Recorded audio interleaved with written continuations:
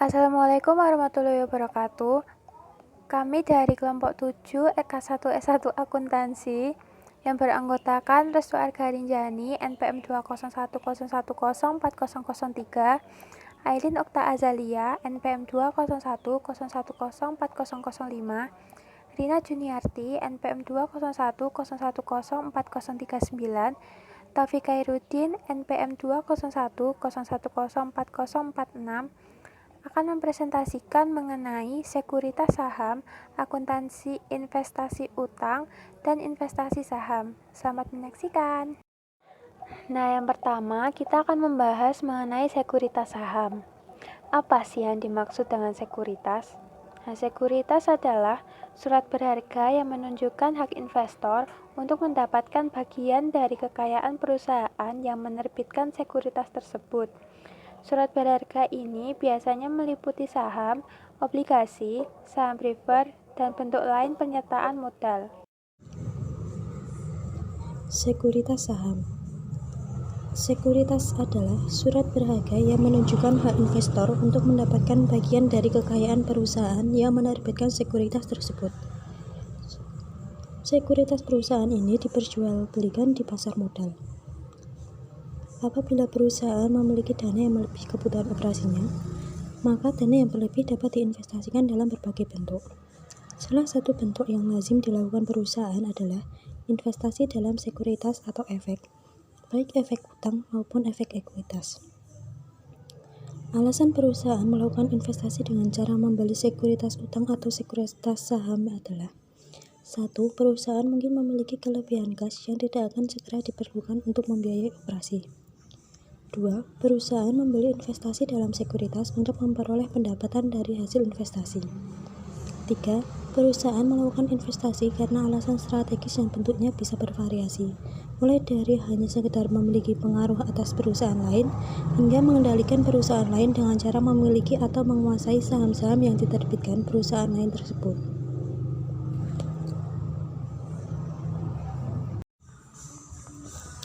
Kategori sekuritas. Sekuritas diperdagangkan yaitu sekuritas yang dibeli dan dimiliki untuk dijual kembali dalam waktu dekat.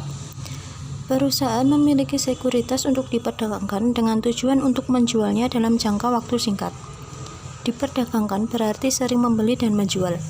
Perusahaan menyesuaikan harga sekuritas yang diperdagangkan menjadi nilai wajar pada akhir setiap periode dan melaporkan perubahan dari biaya perolehan sebagai bagian dari laban itu. Perubahan tersebut dilaporkan sebagai keuntungan atau kerugian yang belum terrealisasi karena sekuritasnya belum terjual. Keuntungan atau kerugian yang belum terrealisasi tersebut adalah selisih antara jumlah biaya perolehan sekuritas yang diperdagangkan dan total nilai wajarnya. Sekuritas diperdagangkan dilaporkan dalam neraca sebagai aset lancar. Kemudian sekuritas yang tidak diperdagangkan. Sekuritas yang tidak diperdagangkan atau non-trading securities adalah investasi saham yang dimiliki untuk tujuan selain diperdagangkan. Apabila tujuannya adalah menjual sekuritas tersebut pada tahun atau siklus operasi berikutnya, investor mengklasifikasikannya sebagai aset lancar dalam laporan posisi keuangan. Atau jika tidak, investor mengklasifikasikannya sebagai aset tidak lancar pada bagian investasi dari laporan posisi keuangan.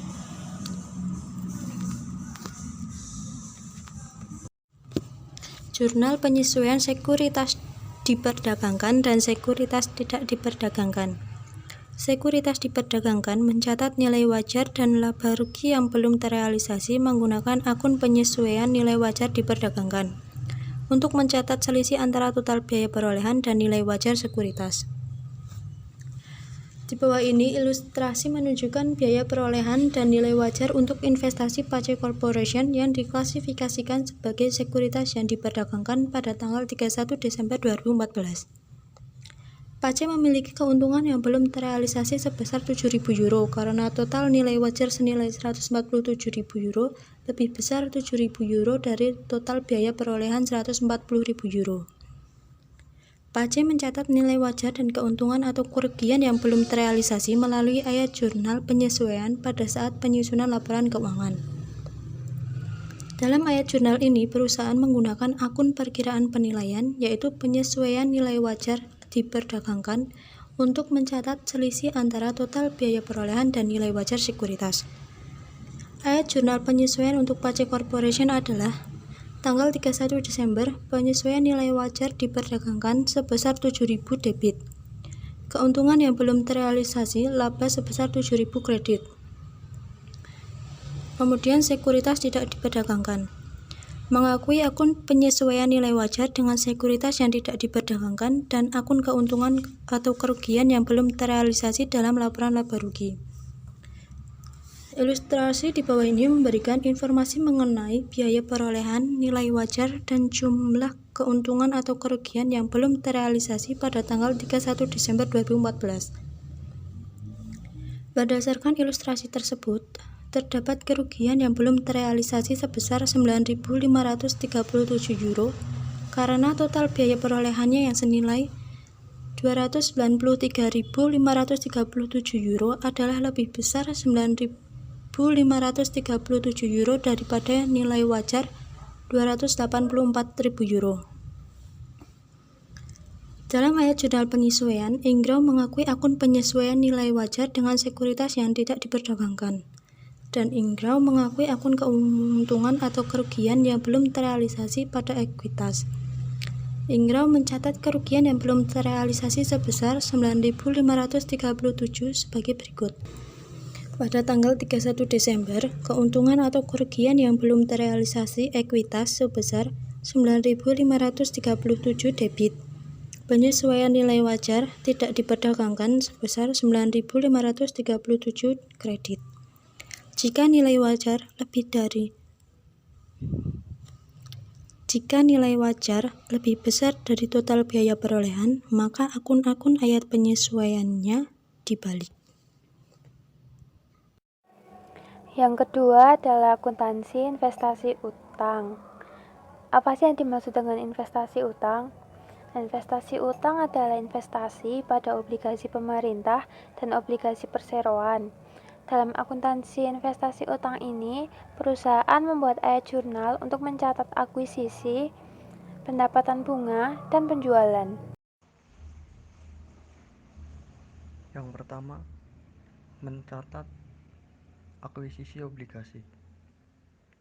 Pada saat akuisisi, investasi dicatat sebesar biaya perolehannya. Biaya perolehan mencakup semua pengeluaran yang diperlukan untuk mendapatkan investasi ini, seperti harga yang dibayarkan ditambah biaya perantara atau komisi jika ada.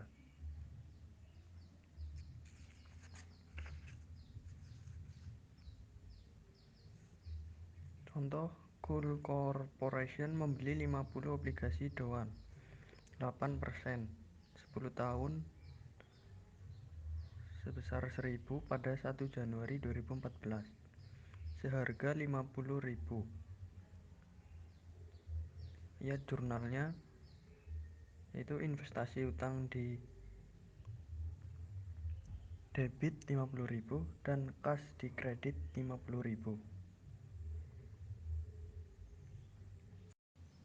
Yang kedua, mencatat bunga obligasi.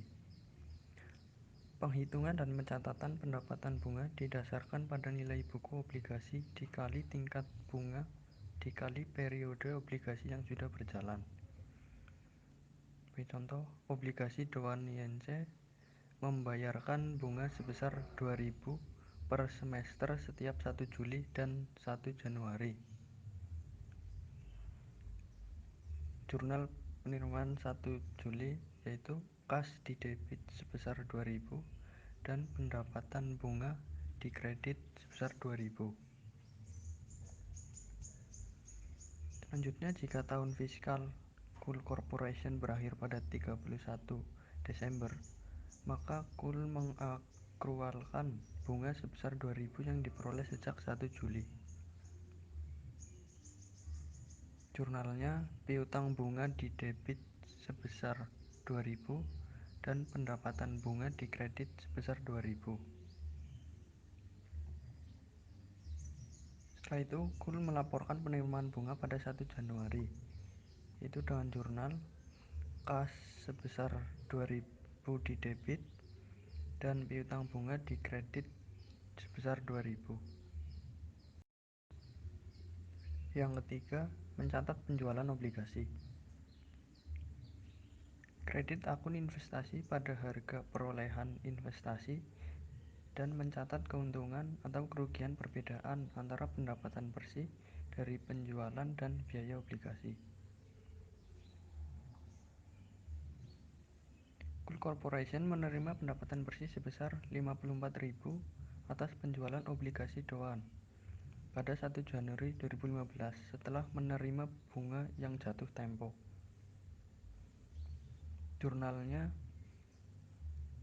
kas didebit sebesar 54.000, investasi utang dikredit 50.000, dan keuntungan penjualan investasi utang dikredit sebesar 4.000. Yang ketiga akan dibahas mengenai investasi saham. Apa sih yang dimaksud dengan investasi saham?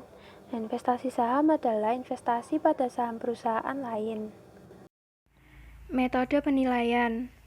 Kepemilikan investasi saham digolongkan ke dalam 3 kelompok, yaitu kurang dari 20%, antara 20% sampai 50%, dan lebih dari 50%. Pembagian kelompok ini mempengaruhi perlakuan pencatatan akuntansinya.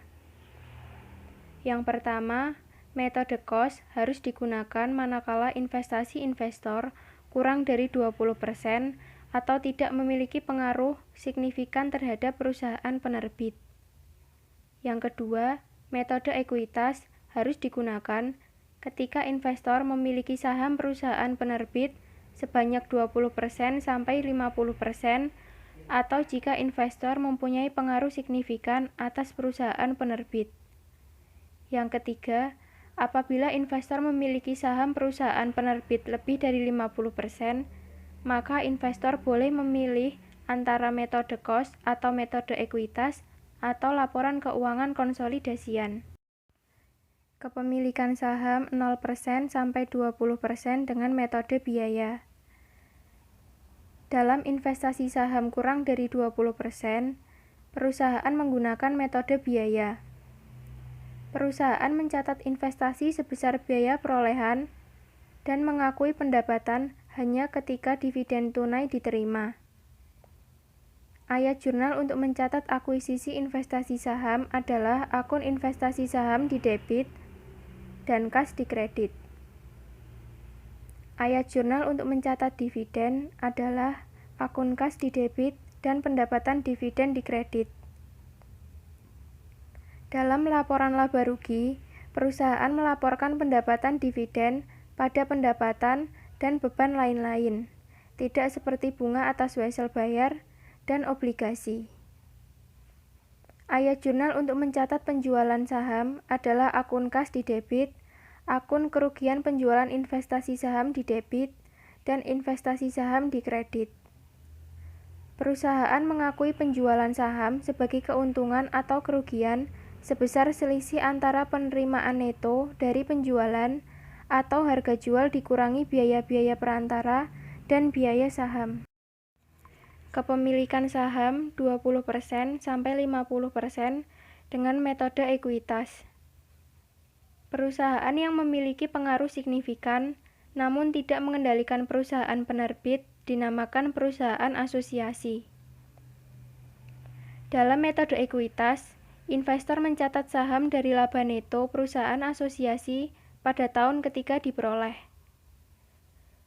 Perusahaan yang pada awalnya mencatat investasi pada saham biasa dari perusahaan asosiasi pada biaya perolehan.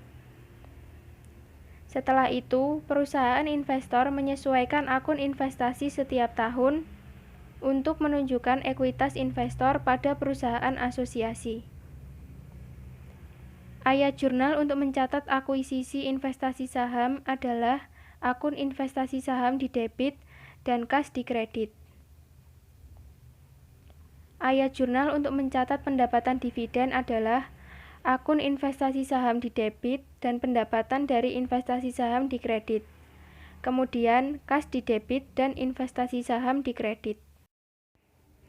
kepemilikan saham sebesar lebih dari 50% dengan laporan keuangan konsolidasian. Perusahaan yang memiliki lebih dari 50% saham biasa entitas lain dikenal sebagai perusahaan induk. Entitas yang sahamnya dimiliki perusahaan induk tersebut disebut perusahaan anak atau perusahaan afiliasi. Karena kepemilikan sahamnya, perusahaan induk memiliki hak suara pengendali pada perusahaan anak. Apabila perusahaan memiliki lebih dari 50% saham biasa perusahaan lain, maka perusahaan tersebut biasanya menyiapkan laporan keuangan konsolidasian. Laporan ini menyajikan total aset dan liabilitas yang dikendalikan oleh perusahaan induk. Laporan tersebut juga menyajikan total pendapatan dan beban perusahaan anak. Perusahaan menyiapkan laporan konsolidasi sebagai tambahan dari laporan keuangan perusahaan induk dan perusahaan anak. Nah, sekian presentasi dari kami. Apabila ada kesalahan dalam penulisan maupun penyampaian, mohon dimaafkan. Apabila ada yang ingin ditanyakan, silakan untuk ditanyakan. Wabillahi taufiq wal hidayah. Wassalamualaikum warahmatullahi wabarakatuh. Terima kasih sudah menyaksikan.